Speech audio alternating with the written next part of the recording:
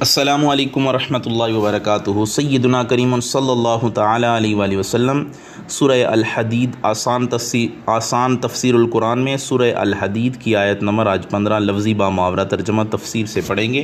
آئیں سب سے پہلے آیہ مبارکہ کا ترجمہ تلاوت سماعت فرماتے ہیں، پھر ترجمے کی طرف چلتے ہیں۔ اعوذ باللہ من الشیطان الرجیم، بسم اللہ الرحمن الرحیم۔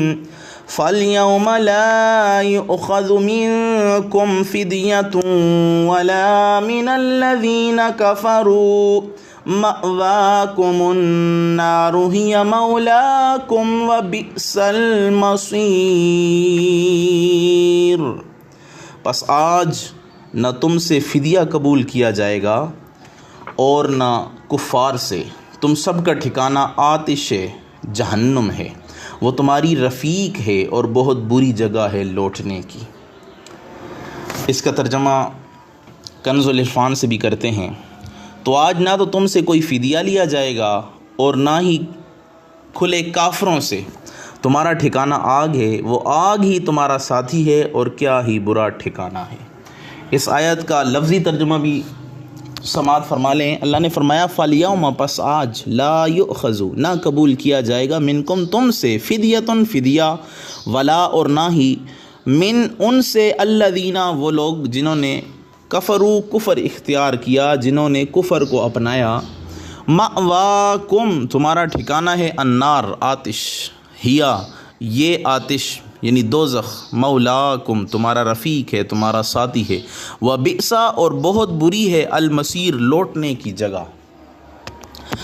یہ لفظی ترجمہ بھی آپ نے سماعت فرمایا۔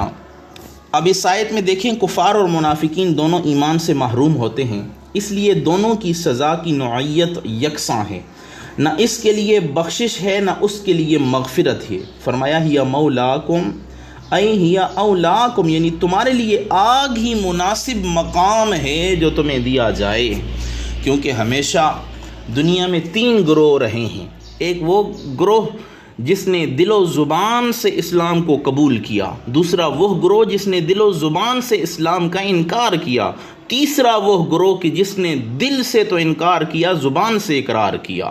تو جس نے دل و زبان سے انکار کیا اور دل سے انکار کیا، زبان سے اقرار کیا، یہ دونوں گروہ جہنم میں جائیں گے، کیونکہ ان کا ٹھکانہ جو ہے وہ جہنم ہے۔ اور جنہوں نے دل و زبان سے اس کو تسلیم کیا، اسلام کی حقانیت کو سچ مانا، اس کو تسلیم کر کے اس کے قوانین پہ چلتے رہے، زندگی بسر کرتے رہے، ساری زندگی اپنے سر کے اوپر پرچم اسلام ان کا لہراتا رہا، اللہ اور اس کے رسول کی اطاعت میں وہ زندگی بسر کرتے رہے، یہی وہ لوگ ہوں گے جنہیں قیامت والے دن کامیابی کی نوید سنائی جائے گی، جنہیں کامیابی و کامرانی کا جھنڈا عطا کیا جائے گا، جنہیں جنت کی کنجی دی جائے گی، اور حضور علیہ الصلوۃ والسلام کے طفیل انہیں جنت میں اعلیٰ مقام عطا کیا جائے گا۔ جب قیامت کے دن اللہ تعالیٰ منافقوں کو مسلمانوں سے ممتاز کر دے گا، جدا کر دے گا، علیحدہ کر دے گا، تو ارشاد فرمائے گا، اے منافقو، آج تم سے کوئی فدیہ نہیں لیا جائے گا۔ فَالْيَوْمَ لَا يُؤْخَذُ مِنكُمْ فِدْيَةٌ، جیسے دے کر تم اپنی جان کو عذاب سے بچا سکو، اور نہ ہی کافروں سے، الذین کفروا، جنہوں نے کفر کیا، نہ ہی ان سے کوئی فدیہ، کوئی مال و دولت لیا جائے گا۔ دنیا میں تو مالدار جو ہے وہ دولت دے کر اپنے آپ کو چھڑا لیتا ہے، جائیداد پیش کر کے اپنے آپ کو بچا لیتا ہے۔ قیامت والے دن نہ مال کام آئے گا، نہ جائیداد کام آئے گی، نہ نام کام آئے گا، اس دن پھنسنا ہوگا اگر اعمال اچھے نہ ہوئے، ایمان نہ ہوا۔